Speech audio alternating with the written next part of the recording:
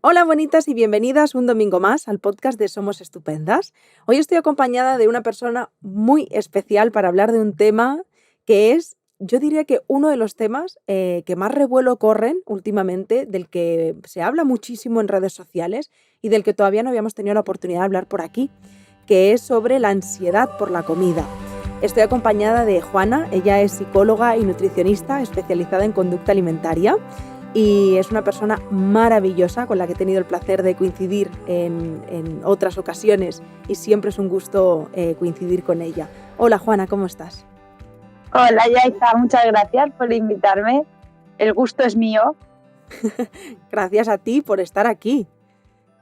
¿Qué iba a decir? Por cierto, si queréis encontrar a Juana, podéis encontrarla en Instagram con el usuario Nutricionalmente, que os recomiendo que la sigáis para aprender muchísimo, muchísimo, muchísimo de ella, de todo lo que va relacionado con la conducta alimentaria.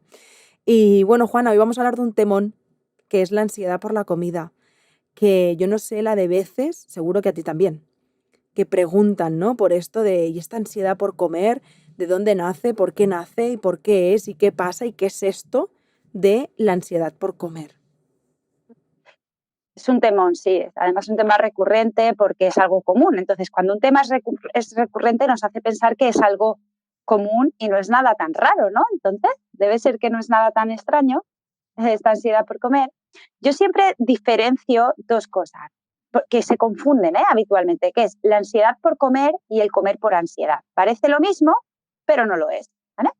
Cuando hablamos de ansiedad por comer, voy a empezar por el comer por ansiedad. Cuando hablamos de comer por ansiedad, hablamos de comer, el acto de comer, como manera de regular la ansiedad o como respuesta a la ansiedad. ¿Sí? Comer por ansiedad. La ansiedad como manera de evitación del malestar. ¿Cómo? Para evitar el malestar que me está produciendo la ansiedad. Como sedante, como ansiolítico.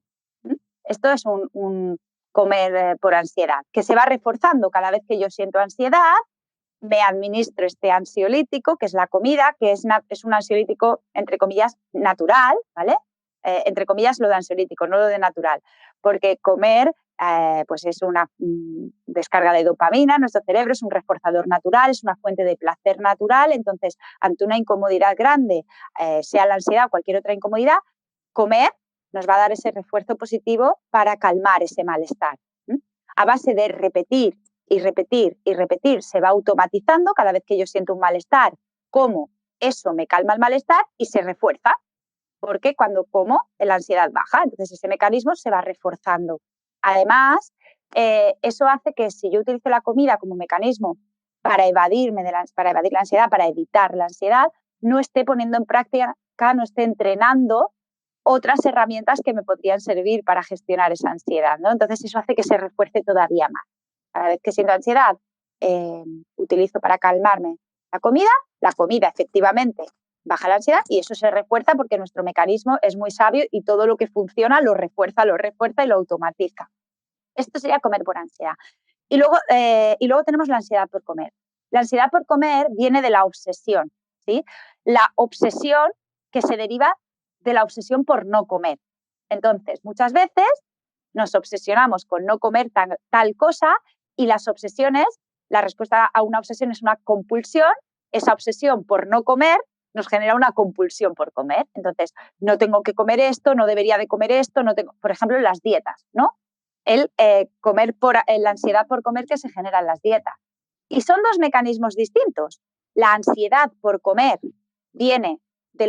es la compulsión respuesta a la obsesión por no comer, y el comer por ansiedad viene como ese mecanismo reforzado al utilizar la comida como manera de calmar o de anestesiar esa sensación incómoda. No sé si se ha entendido, Yaiza, la diferencia.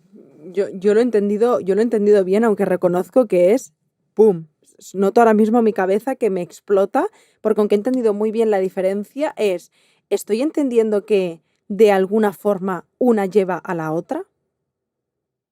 Sí, es que claro, las dietas o las restricciones o el obsesionarme con no comer ciertas cosas o con comer ciertas otras va generando mi obsesión, que ya hemos dicho que la respuesta a una obsesión es esa conducta compulsiva, pero es que además las dietas me generan ansiedad, preocupación y esa preocupación hace que se altere todo el mecanismo pues, del estrés, ¿no? Ese es el cortisol, y se va generando una respuesta, una reacción de activación, ¡pum!, que acaba en una explosión, y al comer además calma el malestar y se refuerza ese otro mecanismo. Entonces una cosa puede llevar a la otra y sobre todo conviven, ¿no? Y muchas veces es ese comer por ansiedad y ansiedad por comer, sobre todo cuando se han hecho dietas de manera cíclica, hay mucha preocupación por la alimentación. A veces no son dietas, a veces es preocupación por la alimentación, por el tipo que sea, ¿no? Porque quiero llevar este tipo de alimentación X y empiezo a buscar información, empiezo a obsesionarme, empiezo a prestarle atención. Eso va generando obsesión, que muchas veces acaba en compulsión, y esa compulsión me calma el malestar y eso refuerza la comida como mecanismo para calmar la ansiedad. Es un buen pastel, ¿eh? Nunca mejor dicho. No, y además de verdad. De hecho, perdona Juana, pero voy a decir una cosa que se nos ha olvidado de decirlo y es muy importante, y es que el próximo sábado 8 de mayo vas a estar impartiendo un taller sobre cómo mejorar la relación con la comida. Entonces, de esto y de muchas más cosas. De hecho, por eso me parece importante parar en este punto y decir, ¿no? Si nos estás escuchando y hay algo que está removiendo, te resuena contigo y te parece súper interesante y crees que este taller te puede ir bien, te dejamos el enlace en la descripción para que puedas unirte al taller. Son menos de 20 euros y serán 2 horas y media maravillosas con Juana, en la que además, bueno, luego lo haremos un poquito más, pero tendrás herramientas y recursos para poder trabajar todo esto. Y bueno, hemos hablado de 2 cosas que me parecen muy interesantes, Juana, y es el tema de las dietas. Y esto me lleva a la pregunta de cómo se da esta ansiedad por comer o comer por ansiedad. ¿Nace siempre de una dieta o puede haber otros factores que nos lleven a esto? No, puede haber muchos factores. Piensa que la comida, al fin y al cabo, sobre todo en el comer por ansiedad, ¿vale? En la comida como amortiguador del malestar y como manera de calmar la incomodidad de la ansiedad. Piensa que al final la comida es algo que tenemos accesible a nuestra mano, que además es una necesidad, ¿vale? Comer no es un problema, es una necesidad que comemos todos los días, varias veces al día, que es algo que tenemos a la mano y que hacemos habitualmente y continuamente.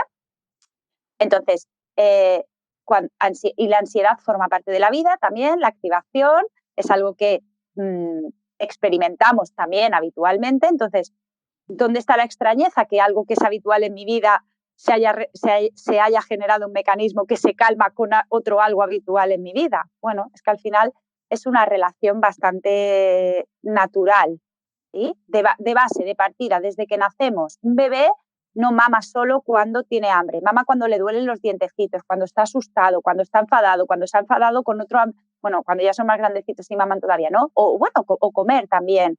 La abuela que cuando tienes un disgusto te prepara la comida, la sopita caliente o el tupper para... Entonces, al final la comida es confort y la ansiedad es una incomodidad. Pues, ¿qué hay de raro que algo que es confort lo utilicemos para calmar una incomodidad? De base, ¿eh? Desde un punto de vista en lo que esto es aceptado, no me genera ningún malestar posterior y además no es la única herramienta que tengo para gestionar el malestar, tengo muchas otras. Que de hecho es una de las cosas que te iba a decir. ¿Tiene esto que ver con la gestión emocional? O sea, quiero decir, si tú tienes una correcta gestión emocional, puede ser que estas cosas no se den desde este lugar tan obsesivo, que era una de las cosas que queríamos hablar, de la obsesión, ¿no? Cómo alejarnos de esta obsesión o de esta unión entre me siento mal, como y me siento mal. Piensa que ese sentirme mal porque he comido, ¿vale? Hay un comer por ansiedad, como respuesta a la ansiedad y como manera de gestionar la ansiedad, porque quizá en este momento no puedo poner en práctica herramientas de autogestión y uso cosas de gestión externa, que puede ser comer o cualquier otra cosa. Siempre las cosas que son necesidades fisiológicas y que forman parte de nuestro sistema de refuerzo natural van a ser de elección, ¿no? Las relaciones sexuales, comer o todo aquello que nos genera un placer innato para calmar ese malestar. La cosa es el significado que se le da después. Y ahí es donde se empieza a gestar la obsesión. Esto está mal. ¿Y quién lo dice que está mal? La sociedad, porque un bebé que mama cuando se siente solito, perdón, no piensa que esté mal lo que está haciendo. No va a generar una obsesión por ello. Pero en algún momento empiezan a identificar que eso está mal. pues lo aprenden, ¿no? Porque esto es muy de nuestra cultura, de la cultura de dieta y de la cultura de la restricción del placer y de lo que nos calma. Eso está mal, tienes que ser fuerte, no puedes ser tan débil de calmarte. Tremendo, ¿no? Tienes que ser fuerte y poder con todo. Además, de verdad, no solo, o sea, en todo. No está bien visto. Hay una serie de emociones que están vetadas socialmente, ¿verdad? Y en mujeres ya ni te cuento. Nosotras no podemos sentir rabia, enfado, es bloqueo de la emoción automático, ¿no? Y al final entiendo pues que por algún lado tendrá que salir. Claro, has dicho la rabia y también hemos hablado de ansiedad, ¿no? Desactivación, pero hay otras muchas más emociones, el llamado hambre emocional, ¿no? O el comer emocional. Hay muchas más emociones que nos pueden llevar a comer. Has dicho la rabia. Bueno, es que comer es una expresión de rabia. Es que un animal rabioso te va a devorar, te va a comer, aunque no tenga hambre. Es que devorar y esto, comerte las uñas, comerte los bolis, morder, es una expresión de rabia. Si además eso que estoy comiendo me genera un alivio instantáneo, además es que es rapidísimo y momentáneo, pues se va a reforzar muy rápido ese calmar, ese gestionar emociones con la comida. Es que la comida es un reforzador natural inmediato y tú ahora que estás estudiando, Yaiza, lo verás, que todos los experimentos conductuales que se han hecho en neurofisiología y en psicofisiología se han hecho con comida, ¿no? Yo siempre digo, Pavlov no le daba aplausos a sus perros para reforzarlos, les daba comida, ¿vale? Porque los aplausos no refuerzan la comida, es un reforzador natural. Entonces, en nuestro día a día nos reforzamos positiva o negativamente, es decir, nos administramos placer y nos aliviamos malestar continuamente con la comida. Es muy fácil que se condicione por una cuestión de disponibilidad y de frecuencia. De hecho, fue una de las cosas que más me sorprendió cuando empecé a estudiar historia de la psicología, que estos experimentos se llevaban a cabo con comida. Fue lo primero que dije, ¡ahí va! ¡Qué curioso! ¡Qué curioso! Has hablado de hambre emocional y era justo lo que me gustaría que habláramos ahora, porque muy relacionado con esto, al final son dos cosas que he leído y he escuchado muchísimas veces de personas de mi entorno. No, es que hay dos tipos de hambre. Está el hambre emocional y el hambre de verdad.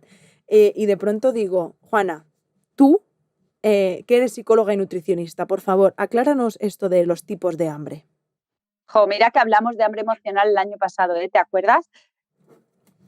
Me acuerdo perfectamente. Y fue maravilloso. De hecho, lo que pasa es que muchas personas, muchísimas, que estuvieron en esa charla, no habrán escuchado este podcast y viceversa. Así que no quiero perder la oportunidad de que esto quede bien claro. Recordaba del año pasado porque, claro, el año pasado con el confinamiento fue un tema muy recurrente que tú viste muy bien y decidiste hacer esta charla para hablar de hambre emocional porque la gente estaba muy preocupada. De repente estaba comiendo mucho sin hambre, entre miles de comillas sin hambre porque al final es hambre. Os voy a poner un ejemplo tan claro y tan gráfico que quizá ya me pueda callar porque lo habéis entendido todo. Yo tengo problemas de tiroides, soy hipertiroidea y tengo muchas diarreas reactivas a estrés. Es decir, cuando siento hay estrés, activación en mi día, ansiedad, malestar, tengo diarreas.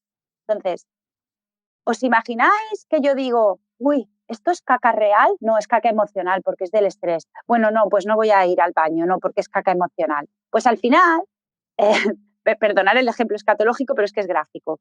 La caca es caca, sea emocional, o sea, del origen que sea de origen emocional o sea de origen físico, porque es que el colon está lleno. O sea, es caca igual. Y si no la atiendo con consciencia, se va a atender sin mi permiso. Es decir, me voy a hacer caca con mi permiso o sin mi permiso, porque es que no, es que es emocional, no he de atenderla.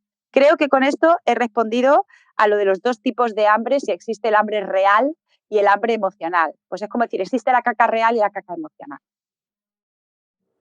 Totalmente. Vamos, yo lo he entendido a la perfección. Ahora la pregunta es, Juana. Me sabe mal el ejemplo escatológico en tu podcast tan bonito y tan maravilloso y yo aquí hablando de caca. Pero bueno, ha servido para que nos enteremos y nos quede clarísimo, porque además es que mejor explicado imposible. Ahora la cuestión es, aquellas personas que se siguen preguntando, porque dices, vale, no existen dos tipos de hambre, pero es que, Juana, y volviendo un poco a lo de antes, es que, Juana, yo me estoy dando cuenta de que yo me estoy relacionando con la comida desde un lugar que a mí no me está haciendo daño, o sea, que a mí me está haciendo daño, perdona, porque yo lo que me doy cuenta es de que estoy ansiosa, estoy intranquila, tengo algún tipo de malestar y lo primero que hago es abrir la despensa y comerme, pues además, la bolsa de patatas, un bote de nocilla. Es que estoy poniendo de forma muy gráfica un ejemplo del que más nos llegan de muchísimas mujeres en plan, oye, ¿y ahora qué hago yo con esto? Vale, yo aquí tendría en cuenta dos cosas. Una, estoy prestando atención a qué fuentes de estrés y que me están activando emocionalmente tengo o solo a qué estoy comiendo. Porque si el problema es, no, es que tengo un problema con la comida. Yo siempre digo, comer no es un problema, comer es una necesidad, del tipo que sea, también emocional. Pero tengo un problema con la comida, es que estoy comiendo un montón. Pues quizá es que eso sea la respuesta, no el problema. El verdadero problema será las fuentes de estrés, la falta de tolerancia, o sea, el umbral de tolerancia a ese estrés, la capacidad de adaptación a ese estrés, la capacidad de gestión de esas fuentes de estrés y luego, cuando ya está todo eso, las herramientas que tengo para gestionar las consecuencias y para aliviar, ¿sí?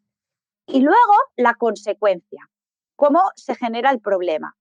El problema quizá no sea ese hambre emocional en un momento dado. De hecho, fíjate, las máquinas, en un estudio que leí hace poco, las máquinas de vending que más volumen de ventas tienen son las de los hospitales y las de los tanatorios. Porque ahí ponen las máquinas de vending, la gente está emocionalmente tocada, tanto en el hospital como en el tanatorio, y ahí es donde, bueno, el volumen, o sea, si es que ni en las universidades, ni en los colegios, ni en las puertas de las discotecas, en los tanatorios y en los hospitales, esas son las máquinas de vending que más ven, ¿vale? Para que veamos el hambre emocional y la necesidad de comer emocional. El problema es luego cómo eso se retroalimenta y es como, he comido emocionalmente, no puedo, y eso me genera estrés y ansiedad. Y ese estrés y ansiedad me hacen que necesite más comer. O sea, me siento mal, como porque me siento mal por haber comido. Y como me siento mal, como para aliviar el sentirme mal por haberme sentido mal de haber comido. Este círculo vicioso. Entonces, primero, ir a ver qué otras herramientas de gestión del malestar tengo, gestionar ese malestar, de dónde nace, de dónde viene. Es como si yo tengo una bacteria que me está haciendo tener fiebre y atiendo solo la fiebre con paracetamoles sin atender la bacteria, la infección y de dónde viene. Pues ya me podré tomar paracetamoles y paracetamoles. Iré generando tolerancia y cada vez necesitaré más dosis de paracetamol para bajar la fiebre. Porque lo que sea que me lo está causando está creciendo y creciendo. Entonces, el malestar que sea que me está causando ese hambre emocional, si no atiendo ese malestar va a seguir creciendo. Y ese comer emocional, ese hambre emocional, va a seguir creciendo y cada vez necesitaré comer más porque la cantidad de malestar será cada vez mayor.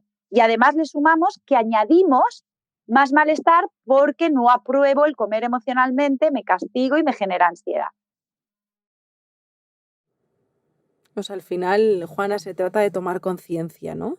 De no centrarnos tanto en esta bolsa de patatas que me quiero comer ahora como si no hubiera un mañana y pensar, el problema no es la bolsa de patatas y el problema no es esto que estoy haciendo con la comida, sino que me está generando que yo esté llegando a esa despensa de manera desesperada a coger esas patatas como si no hubiera un mañana, ¿no? Es encontrar la fuente con conciencia. Eso es. Entendiendo también que, bueno, yo parezco embajadora de la salud mental, pero vamos a ver que si en algún momento entiendo que hacer esto tú sola, si estás en el bucle es infinito, debe de ser complicadísimo, porque, claro, tú puedes escuchar este podcast y decir, perfecto, Juana, muy bien, ¿y ahora cómo hago esto? ¿Cómo salgo yo de aquí? Pues pidiendo ayuda. Claro, pidiendo ayuda porque piensa que la conducta alimentaria son muchos engranajes, ¿no? De un mismo mecanismo. Entonces, de esa parte mental, de esa parte emocional, ¿no? La ansiedad o el comer emocional se deriva una parte mental, significados, control, hipervigilancia. De esa parte mental se va a derivar patrones que se van, bueno, y de repetir, se van condicionando y reforzando patrones a nivel neuroconductual. Y esto también va a tener una repercusión de cómo a nivel endocrino y hormonas que se van alterando. Entonces, son muchos ingredientes. Quizá yo no tenga las herramientas para abordar todos esos ingredientes. ¿Sí? Emociones tenemos todos y mente tenemos todos, pero eso no significa Porque a veces esto, fíjate, la hiperresponsabilidad, es que yo tengo una mente y unas emociones, he de saber gestionar mi propia mente y emociones sin ayuda. También tenemos todos un corazón y cuando el corazón no va bien vamos al cardiólogo. O sea, es que tengamos una mente y unas emociones no significa que sepamos gestionarlas. Me encanta cuando lo llevas al terreno físico, porque siento, Juana, que cuando lo explicamos desde lo físico se entiende súper bien, ¿no? Lo que has explicado antes de la bacteria, lo que has explicado antes ahora del cardiólogo. Es que es como que se atiende tan poco y se presta tan poca atención a la salud mental que cuando lo llevamos a un ejemplo de lo físico, de pronto es como que lo entendemos. Ah, claro, era evidente, ¿no? Pero si no nos cuesta verlo.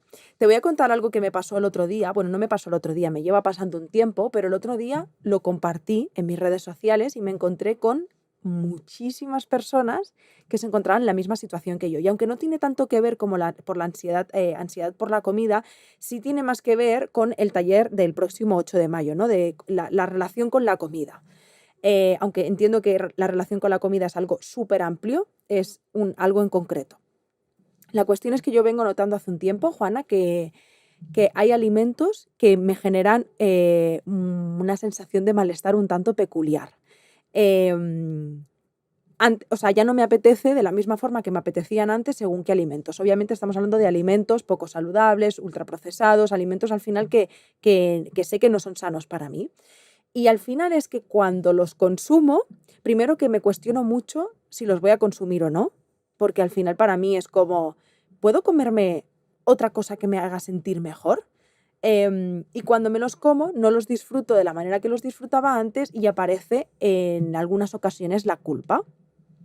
Cuando yo compartí esto, me di cuenta de que le está pasando a muchísimas personas, muchas más de las que yo me imaginaba, y que la reflexión que yo he ido extrayendo y me gustaría compartir contigo, también tú como profesional, ¿no? ¿Qué piensas sobre esto? Em, Algunas personas compartían conmigo que el tener la información que tenemos ahora, la cual antes no teníamos, nos hace elegir de una forma mucho más consciente qué es lo que nos alimentamos, o sea, cómo nos alimentamos. Y vemos también, muy relacionado con el autocuidado, qué cosas queremos darle a nuestro cuerpo y no le queremos dar a nuestro cuerpo. Aquí la pregunta es, entre todo esto, que esto puede ser validísimo, ¿qué hacemos cuando aparece culpa en según qué alimentos? Claro, la culpa aparece porque hay una parte que no está alineada. Decimos que la información es poder, es verdad, la información nos puede hacer ser más conscientes, pero también la información puede hacernos desconectarnos, porque genera obsesión y voy dejando en la sombra otras partes. Tener mucha información sobre lo que esa comida hace en mi cuerpo, quizá al principio me da poder, me da capacidad de elección, pero si empieza a ser una obsesión y yo me focalizo demasiado y el foco empieza a ver visión de túnel, ¿no? Y solo veo lo que los alimentos hacen en mi cuerpo, estoy perdiendo de vista lo que los alimentos me aportan a otros niveles, a nivel cultural, a nivel hedónico, a nivel social, ¿sí? Y empiezo a magnificar. Lo más importante es que este alimento sea bueno a nivel físico, lo más importante. Entonces, cuando elijo otros alimentos que quizá no sean tan buenos en ese bueno-malo, porque ahí es donde está la obsesión, es en esa dicotomía bueno-malo, siento culpa, porque yo me he puesto el rasero, yo me he puesto la nota de corte y yo me apruebo o me suspendo. Y eso es lo que me genera la culpa. Cuando me suspendo a mí misma, siento que me he fallado y siento culpa. La culpa me protege, ¿no? De una amenaza. Cuando yo estoy viendo la comida como una amenaza, porque he alimentado, porque tengo mucha información de lo mala que puede hacerme, para que veamos lo peligroso de esta dicotomía bueno-malo. Un poco de información aumenta mi capacidad de elección. Demasiada información bloquea mi capacidad de elección, me hace preso, porque al final me he puesto una nota de corte y o me apruebo o me suspendo todo el tiempo, porque empiezo a ver la comida como una amenaza. Fijaos, también esto tiene que ver con el comer por ansiedad, que os decía. Comer por ansiedad es la respuesta compulsiva a la obsesión por no comer, porque veo esa comida como una amenaza. Y la propia, y una amenaza me activa, y la culpa es una manera de protegerme contra una amenaza. No sé si responde esto a tu pregunta o me he enrollado. Sí, responde perfectamente y de hecho te lo agradezco mucho porque creo que, ya te digo, a raíz de compartirlo el otro día me encontré con tantas personas que estaban en una situación así que dije, qué importante es hablar de esto, sobre todo en estos tiempos en el que creo que por ese exceso de información le hemos puesto la etiqueta del bien y el mal a gran parte de los alimentos que tenemos en la nevera. Es como que lo tenemos súper clasificado lo que es bien y lo que es mal. Que eso a mí también me lleva a la reflexión de, bueno, puede ser que no sea tan saludable para tu cuerpo, pero sí está siendo saludable para tu mente y para tus emociones en este momento. Porque eso es lo que necesitas en este momento de tu vida. Y yo creo que al final es ese, ahí está, ¿no? Esa magia en encontrar ese equilibrio, el cual no es nada fácil encontrar, sobre todo en esta era en la que nos encontramos de tanta culpa hacia los alimentos. No sé, Juana, me parece, mira, los últimos minutitos, aprovechando que tenemos el taller el día 8 de mayo, el sábado, si te apetece compartir qué nos vamos a encontrar en este taller, ¿no? ¿Qué persona que haya visto o escuchado este podcast diga, oye, Juana, ¿sabes qué? Me voy a animar a ese taller. ¿Qué vamos a encontrar? Bueno, en este taller vamos a ver la conducta alimentaria, no la alimentación, ¿no? Porque cuando hablamos de alimentos buenos y malos, como tú has dicho ahora, eso es alimentación. Cuando hablamos de alimentación hablamos de nutrientes, macros, micros, ingestas, comida. Y cuando hablamos de conducta alimentaria, hablamos de mente, emociones, todos estos patrones neuroconductuales, todos estos significados, la ansiedad, el comer emocional, todas estas barreras, estas respuestas compulsivas a veces, la culpa, el miedo a la comida, la fobia, ¿no? A veces a la comida. También la relación que todo esto tiene con el cuerpo, la comida como manera de manipular el cuerpo. Entonces, es una visión de la conducta alimentaria en conjunto, ¿sí? Para entender y atender mi conducta alimentaria, porque muchas veces nuestra manera de atender la conducta alimentaria es intentar modificar la alimentación. Y el resultado es justo el contrario. Más intento manipular mi alimentación, más se altera la conducta alimentaria. Entonces, atender la conducta alimentaria desde lo que es conducta alimentaria. Bravo, Juana. Voy a ser la primera en estar ahí. Lo sabía. Estaba segura. Estaba segura de eso, ¿no? Sí, porque de verdad que me parece importante abordarlo desde este otro lugar. También porque sabes que yo soy una apasionada de los trabajos integrales y multidisciplinares y creo que tienes un enfoque muy bonito, obviamente dado por tu formación, ¿no? Como psicóloga y como nutricionista. Porque creo que desde ambos campos, yo siempre conecto más con la psicología, pero porque es mi pasión, ¿no? Pero desde estos campos siento que no se aborda de manera integral, no se está teniendo en cuenta el otro aspecto importante. Entonces, tuve claro desde el principio que si había alguien que pudiera impartir ese taller eras tú, así que feliz, de verdad, feliz de que puedas aportar de forma tan generosa todo lo que vas a aportar aquí en el podcast o en el taller. Y nada, quiero darte las gracias infinitas por este espacio y por todo lo que has compartido con nosotras. Gracias a ti, Yaita, por la confianza y por ser el micrófono, ¿no? Para que el mensaje llegue. El micrófono que, por cierto, luego me contarás. El micrófono. Sí, luego te cuento qué micrófono es, que no sé si has visto que me tapa la boca entera de lo grande que es. Es muy guay, es muy guay. Ahora mismo te mando un WhatsApp y te lo cuento. Pues muchas gracias y gracias a vosotras por estar un domingo más aquí, por compartir el podcast, por escribirnos, por todo vuestro feedback y porque compartir este podcast hace que el altavoz sea cada vez más grande y llegue este contenido a muchas más personas. Por supuesto, si conoces a alguien en tu entorno que sientas o que sepas que no está teniendo una buena relación con la comida, ¿no? Con su conducta alimentaria, hazle llegar este podcast que estoy segura que le puede ayudar muchísimo, al menos a ese despertar y a ese encontrar respuestas. Y nada, que os mando un abrazo muy fuerte, que espero veros a muchas de vosotras el 8 de mayo en el taller. Y gracias, Juana, gracias a todas, os mando un besito muy, muy, muy, muy grande. Chao. Gracias, Yaita.